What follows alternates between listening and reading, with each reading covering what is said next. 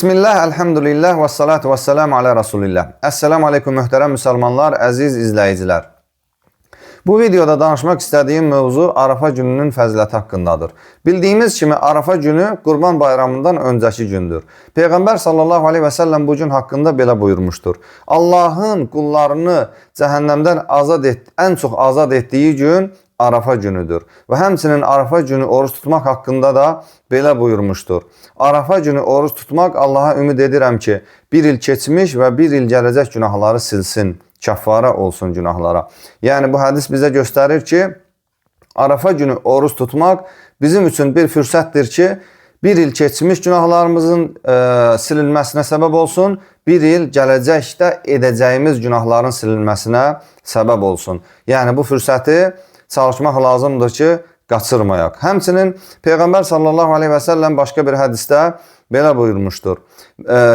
Duaların ən xeyirlisi Arafa günü edilən duadır.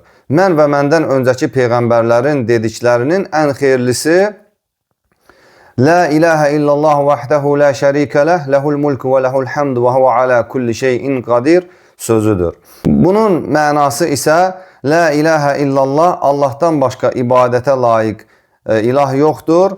Vəhdəhu la şərikə ləh, o təkdir və onun şəriki yoxdur.